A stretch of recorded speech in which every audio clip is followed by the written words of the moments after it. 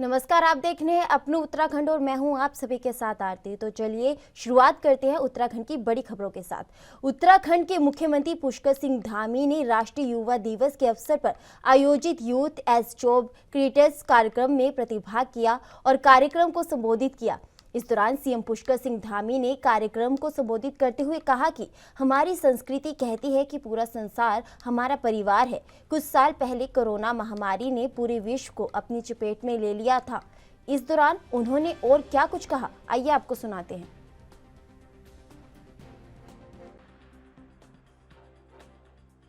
अपनी अधिक से अधिक भागीदारी इसी प्रकार सुनिश्चित करेंगे और राष्ट्र के प्रति हमेशा समर्पित होकर, सजग होकर अपना योगदान देंगे, क्योंकि युवा नौजवान ही वो शक्ति है जो जिस दिशा में चलती है। जिस दिशा को युवा नौजवान चलते हैं उस दिशा में समाज चला जाता है, उस दिशा में देश चला जाता है। कहते हैं जिस ओर जवानी चलती है उस ओर जमाना चलता है, तलवार रूपी ढालों पर इतिहास हमारा बदलता है। तो आपके नौजवान युवाओं मुझे पूरा विश्वास है कि आप सब हमारे राज्य की प्रगति और समृद्धि के लिए जो संकल्प लिया है, संकल्प में पूर्ण निष्ठा के साथ, समर्पण के साथ अपना योगदान देंगे और देवभूमि उत्तराखंड को हिंदुस्तान का श्रेष्ठ और आदर्श राज्य बनाने के लिए जो हमने संकल्प लिया है, ये संकल्प केवल हमारा संकल्प नहीं है, ये संकल्प उत्तराखंड के रहने वाले हर एक जन जन का संकल्प है।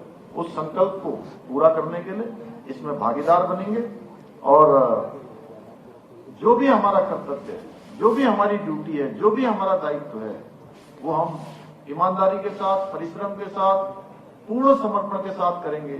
और एक बात और अंत में मैं कहना चाहता हूं कि अब आप सब लोग उम्र के इस पड़ाव में पहुंच गए हैं कि अब आपको अपने जीवन की दिशा को तय करना है। ऐसे समय में ये जो जवानी है, जो ये जिंदगानी है, जो ये समय है, ये कभी लौटकर नहीं आने वाला है। अगर जीवन में सबसे कोई बहुमूल्य चीज है तो वो क्या है? समय है। अगर ये मैं कहूं कि 12 जनवरी 12:40 होने को है, ये मेरे जीवन में भी, यहाँ बैठे हुए लोगों के जीवन में भी और आप सबके जीवन में भी कभी वापस आने वाला नहीं है, कभी लौटकर आने वाला है। इसलिए समय का हमें बहुत सदुपयोग करना है, एक एक क्षण का, एक एक मिनट का। केवल यूं ही नहीं कि फालतू के कामों में हम अपना पूरा समय लगा दें। जीवन के हर पहलू का हमें ठीक से अध्ययन करना है, उसके अनुरूप आगे बढ़ना है। अपने गुरुजनों का, अपने माता पिता का, हमारे जो भी अभिभावक हैं, संरक्षक हैं, उन सभी का श्रद्धा भाव से उनके आदेशों पर आगे चलते हुए अपने जीवन को सफल और सार्थक बनाना है। इसी के साथ एक बार मैं पुनः आप सभी के उज्जवल भविष्य की कामना। राजधानी देहरादून के सचिवालय में धामी कैबिनेट की बैठक हुई। आवास विभाग के लिए बड़ा फैसला लिया गया। इस बैठक में आपको बता दें कि प्रदेश में वर्ष 2021 से नजूल नीति चल रही थी, जिसमें अब संशोधन कर उत्तराखंड के राज्यपाल retired lieutenant general Gurpreet Singh द्वारा केंद्र सरकार को नई नीति मंजूरी के लिए भेज दी गई है। इस बात को लेकर मुख्य सचिव डॉक्टर SS सधू ने कहा कि जब तक भारत सरकार द्वारा नई नीति को मंजूरी नहीं मिलती तब तक नए नियम नहीं बना सकते हैं, जिस पर कैबिनेट द्वारा निर्णय लिया गया है कि कई नियमावली के आने तक पुरानी नियमावली को लागू किया जाएगा। साथ ही उन्होंने कहा कि पिछली नीति में स्थानीय निकाय विकास प्राधिकरण को जमीन फ्रीहोल्ड करने के लिए 35% दर अदा करना होता था, जिसे नगर निगम द्वारा कम करने का प्रस्ताव दिया गया था और अब कैबिनेट द्वारा पहले की तरह अब 5% दर अदा करने का निर्णय लिया गया है। नजूल नीति 2021 वाली चल रही थी और बाद में एक्ट पास किया गया जो कि माननीय राज्यपाल द्वारा उनको भारत सरकार को कंसेंट के लिए भेजा गया है और जब तक वो भारत सरकार से वापस नहीं आएगा तब तक उसके नियम नहीं बन सकते। तो इसलिए ये निर्णय लिया गया कि जो नजूल नीति पुरानी हमारी 2021 की है, 21 वाली, उसको जब तक ये नियमावली नहीं बन जाती तब तक उसी को एक्सटेंड किया जाएगा। और एक इसमें और परिवर्तन था कि जो फ्री होल्ड कराती थी स्थानीय निकाय या विकास प्राधिकरण, उसको पहले 5% ही देना पड़ता था, लेकिन पिछली नीति में वो 5% का 35% हो गया था, जिसमें नगर निगम और स्थानीय निकाय और प्राधिकरण का कहना था कि ये ज्यादा है, तो उसको वापस 5% पे ही लाया गया है। अगर फ्री होल्ड जमीन इनको मिलती है तो ये केवल 5%। राजधानी देहरादून के सचिवालय में धामी कैबिनेट की अहम बैठक की गई। इस दौरान मुख्यमंत्री पुष्कर सिंह धामी के मंत्रिमंडल द्वारा वन टाइम सेटलमेंट स्कीम को और उच्च शिक्षा को लेकर फैसला लिया गया है। इस बात को लेकर उत्तराखंड के मुख्य सचिव डॉक्टर एस संधू ने बताया कि वन टाइम सेटलमेंट स्कीम की अवधि 3 महीने तक बढ़ा दी गई है और लग्जरी टैक्स का भी वन टाइम सेटलमेंट कर लिया गया है। साथ ही उन्होंने कहा कि महाविद्यालयों सहायक प्राध्यापकों की भर्ती चल रही है, लेकिन फिर भी 25 पद रिक्त रहने की संभावना है, जिस पर कैबिनेट ने निर्णय लिया है कि सभी सहायक प्राध्यापकों को संविदा पर रखा जाएगा ताकि इस स्तर पर बच्चों की पढ़ाई का कोई नुकसान न हो।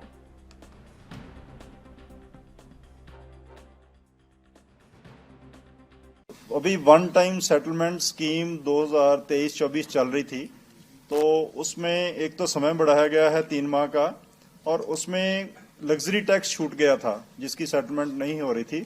उसको कैबिनेट ने डिसीजन लिया कि लग्जरी टैक्स की भी वन टाइम सेटलमेंट की जाए और 3 माह इसका समय बढ़ा दिया जाए।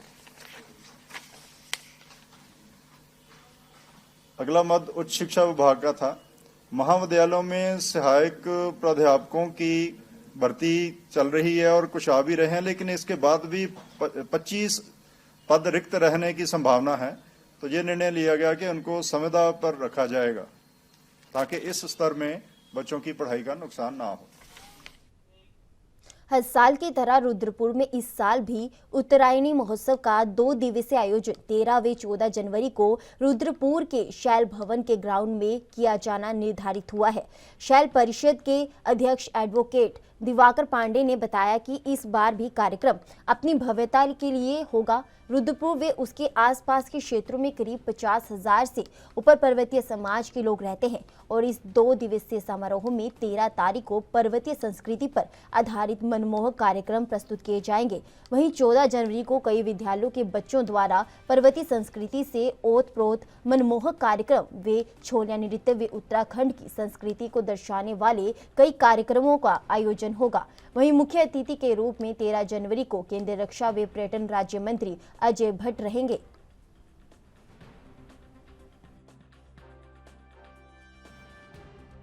और 13 तारीख को विभिन्न सांस्कृतिक दलों के द्वारा अपनी प्रस्तुति दी जाएगी, जिसमें छोलिया, चाचड़ी, छपेली, न्योली और छोलिया दल एक विशेष प्रस्तुति देगा। और 14 तारीख को विशेष रूप से नीति माणा का एक सांस्कृतिक दल आ रहा है जो प्रथम गांव से आ रहा है। विभिन्न विद्यालयों का प्रतिभाग होगा और छोलिया नृत्य एक विशेष इसमें मनमोहक प्रस्तुति देगा। पहाड़ी व्यंजन विभिन्न स्तर के यहाँ पर रसास्वादन देंगे। झूलों के माध्यम से बच्चों का एक मनोरंजन रहेगा और विभिन्न विद्यालयों के सांस्कृतिक दलों के एक स्टॉल भी रहेंगे। और मैं इसके लिए विशेष रूप से जिन लोगों ने इस पौधे को लगाया उन सारे पूज्यजनों को प्रणाम करते हुए, आप सबका आशीष लेते हुए कल के प्रोग्राम से इसको कार्यक्रम को प्रारंभ करेंगे। जय हिंद, जय भारत। हाल ही में उत्तराखंड कांग्रेस संचार विभाग की प्रभारी बनाई गई चेनिका उनियाल पंडा देहरादून पहुंची, जहां कांग्रेस कार्यकर्ताओं ने उनका स्वागत किया। इस दौरान चेनिका मीडिया से मुखातिब हुई और राहुल गांधी की भारत जोड़ो न्याय यात्रा की जानकारी दी। चेनिका पंडा ने कहा कि बीजेपी सरकार ने जो अन्याय इन 10 सालों में किया है उसको लेकर राहुल गांधी भारत जोड़ो न्याय यात्रा निकालने जा रहे हैं, जिसमें बढ़ती बेरोजगारी, महंगाई, महिलाओं के खिलाफ अत्याचार, किसानों के मसले संबंधित कई महत्वपूर्ण विषय उठाए जाएंगे। कहा कि यह यात्रा 14 जनवरी से शुरू होगी, जिसमें देश के लोगों से जुड़ने की अपील की गई है।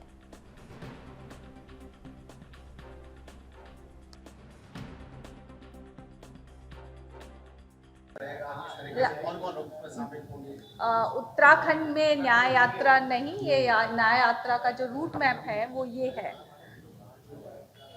ये रूट मैप है। और उत्तराखंड में पीसीसी अगर चाहेगी तो वो अपने हिसाब से यात्रा प्लान कर सकते हैं। पूजित अक्षय वितरण की शुरुआत आज सशस्त्र धारा रोड स्थित द्रोण वाटिका कॉलोनी में धूमधाम से वितरित किए गए। कॉलोनी के अध्यक्ष राजदेव यादव एवं सचिव सुधीर मेहता, कोषाध्यक्ष बलराज कृष्ण दीक्षित द्वारा कॉलोनी स्थित मंदिर से कलश यात्रा निकालकर कॉलोनी में रह रहे 150 परिवारों के घर अक्षत एवं पत्रक वितरित किए गए। देश के 5 लाख गांव में अक्षत बांटकर उत्सव मनाने की अपील की गई है। संघ के अपील को संज्ञान में लेकर कॉलोनी के पदाधिकारी ने इस कार्यक्रम को आगे बढ़ाया है। अक्षत की एक थैली बनी है। थैली के साथ निवेदन पत्रक भी दिया गया, जिसमें 22 जनवरी को अपने आसपास के मठ मंदिरों में उत्सव, भजन, कीर्तन, हनुमान चालीसा, सुंदरकांड पाठ, आरती कर प्रसाद वितरण की अपील की गई है।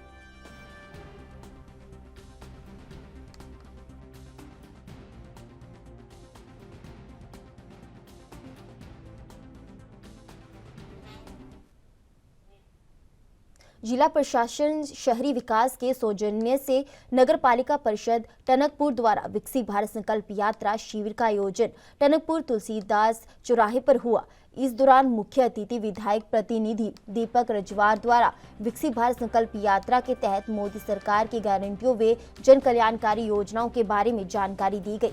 शिविर में विकसित भारत संकल्प यात्रा के विभागों द्वारा अपने विभागों से संबंधित योजनाओं के विभागीय स्टॉल लगाए गए।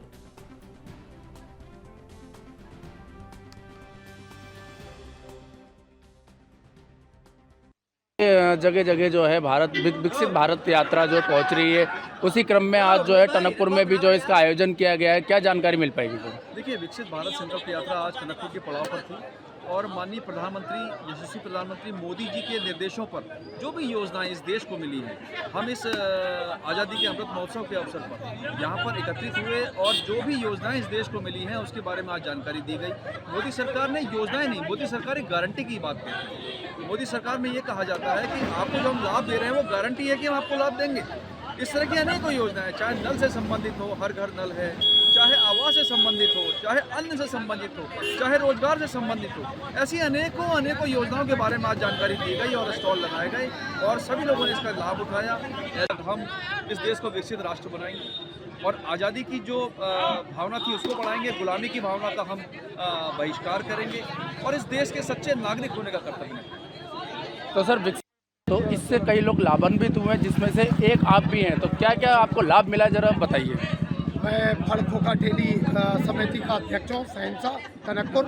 हमारे जो फल खोखा ठेला पटरी वाले हैं उनको बहुत लाभ मिला इस योजना में, उसका बहुत फ़ायदा मिला है। जैसे कि 10,000 रुपया मिलता था उसको 20,000 की जगह उससे 50,000। छोटे छोटे जो उद्योगों से जुड़े हुए हैं उन लोगों को इस सरकार में बहुत बेनिफिट और बहुत फ़ायदा हुआ है। इस सरकार की योजनाएं जितनी भी हैं बहुत अच्छी योजनाएं, बहुत सफलतापूर्वक तरीके से चल रही हैं और इस सरकार में गरीबों का विकास हुआ है। तो आपको जो लाभ मिला है वो किस प्रकार का लाभ मिला? हमें फल खोखा ठेला पट्टी का, लघु व्यापार का। रुकेंगे छोटे से ब्रेक के लिए, ब्रेक के बाद फौरन लौटेंगे।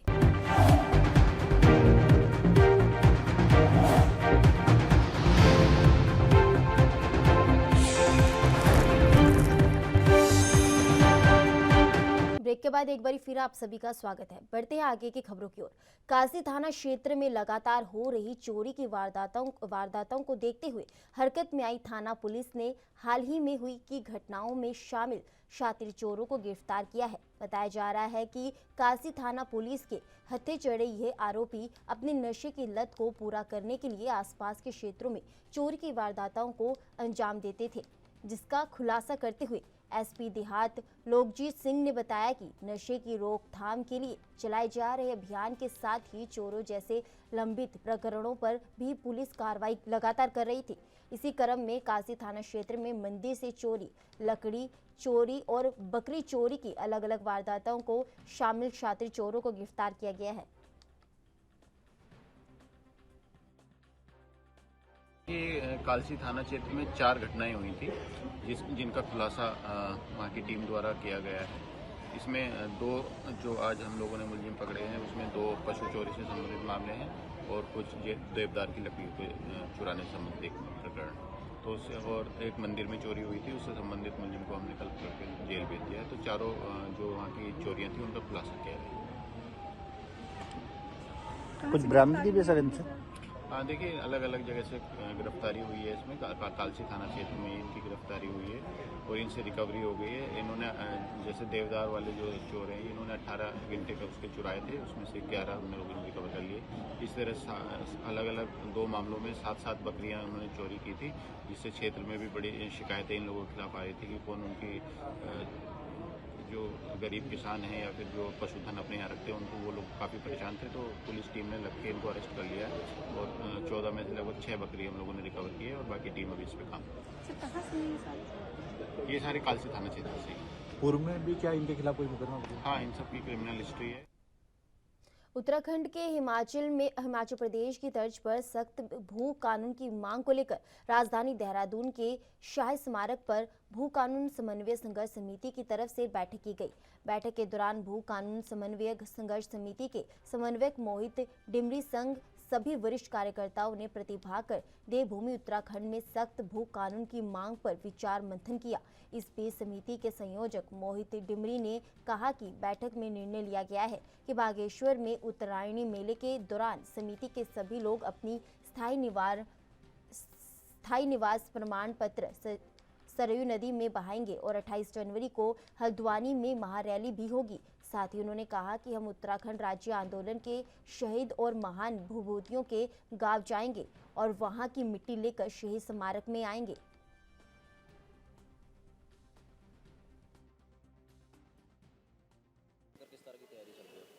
देखिए, आज करीब 50 संगठनों के साथ हमारी मीटिंग हुई है और आगे की रणनीति हम बना रहे हैं। आंदोलन को किस तरह से अनवरत जारी रखना है, इसको लेकर यहाँ पे बातचीत हुई है और कुछ हमने प्रस्ताव भी पारित किए हैं, जिसमें मुख्य तौर पर एक तो बागेश्वर में हम उत्तरायणी मेले के दौरान वहाँ पर सरयू नदी में अपने स्थायी निवास प्रमाण पत्र बहाएंगे। इसके साथ ही साथ 28 जनवरी को हल्द्वानी में एक विशाल महारैली का आयोजन होगा और हम लोगों ने यह भी तय किया है कि हमारे उत्तराखंड मूवमेंट के दौरान जितने भी लोग शहीद हुए हैं, इसके साथ ही साथ जो हमारे उत्तराखंड की महान विभूतियाँ हैं, जिन्होंने बड़े बड़े आंदोलनों को लीड किया है, चाहे स्वतंत्रता के आंदोलन रहे हों हमारे देश के, चाहे पर्यावरण को बचाने को लेकर मूवमेंट रहे हों, जितनी भी हमारी महान विभूतियाँ हैं, हम लोग जो संघर्ष समिति की टीम है उनके गांव हम लोग जाएंगे और वहाँ की मिट्टी हम लेकर शहीद स्मारक देहरादून में पहुंचेंगे। ये भी हमने कार्यक्रम तय कर रहे हैं और भी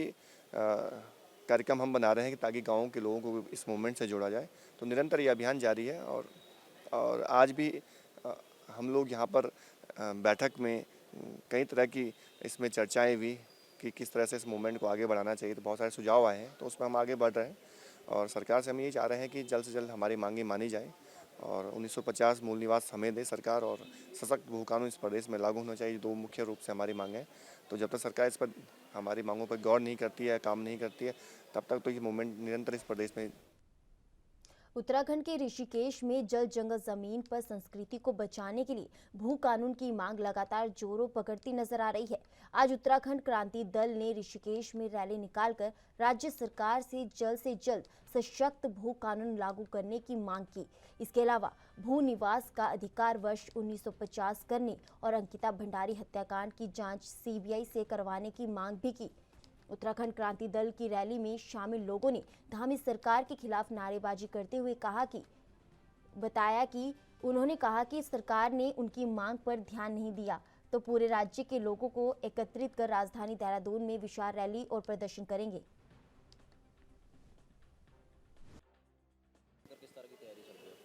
देखिए, आज करीब 50 संगठनों के साथ हमारी मीटिंग हुई है और आगे की रणनीति हम बना रहे हैं। आंदोलन को किस तरह से अनवरत जारी रखना है, इसको लेकर यहाँ पे बातचीत हुई है और कुछ हमने प्रस्ताव भी पारित किए हैं, जिसमें मुख्य तौर पर एक तो बागेश्वर में हम उत्तरायणी मेले के दौरान वहाँ पर सरयू नदी में अपने स्थायी निवास प्रमाण पत्र बहाएंगे। इसके साथ ही साथ 28 जनवरी को हल्द्वानी में एक विशाल महारैली का आयोजन होगा और हम लोगों ने यह भी तय किया है कि हमारे उत्तराखंड मूवमेंट के दौरान जितने भी लोग शहीद हुए हैं, इसके साथ ही साथ जो हमारे उत्तराखंड की महान विभूतियाँ हैं, जिन्होंने बड़े बड़े आंदोलनों को लीड किया है, चाहे स्वतंत्रता के आंदोलन रहे हों हमारे देश के, चाहे पर्यावरण को बचाने को लेकर मूवमेंट रहे हों, जितनी भी हमारी महान विभूतियाँ हैं, हम लोग जो संघर्ष समिति की टीम है उनके गांव हम लोग जाएंगे और वहाँ की मिट्टी हम लेकर शहीद स्मारक देहरादून में पहुंचेंगे। ये भी हमने कार्यक्रम तय कर रहे हैं और भी कार्यक्रम हम बना रहे हैं कि ताकि गाँव के लोगों को इस मूवमेंट से जोड़ा जाए। तो निरंतर ये अभियान जारी है और आज भी हम लोग यहाँ पर बैठक में कई तरह की इसमें चर्चाएं हुई कि किस तरह से इस मूवमेंट को आगे बढ़ाना चाहिए। तो बहुत सारे सुझाव आए हैं, तो उसमें हम आगे बढ़ रहे हैं और सरकार से हम ये चाह रहे हैं कि जल्द से जल्द हमारी मांगें मानी जाए और 1950 मूल निवास हमें दे सरकार और सशक्त भू कानून इस प्रदेश में लागू होना चाहिए। 2 मुख्य रूप से हमारी मांगें हैं। तो जब तक सरकार इस पर हमारी मांगों पर गौर नहीं करती है, काम नहीं करती है, तब तक तो ये मूवमेंट निरंतर इस प्रदेश में जारी रहेगा। फिलहाल के लिए अपने उत्तराखंड में मेरे साथ बस इतना ही। आप बने रहिए ANB न्यूज़ के साथ। नमस्कार।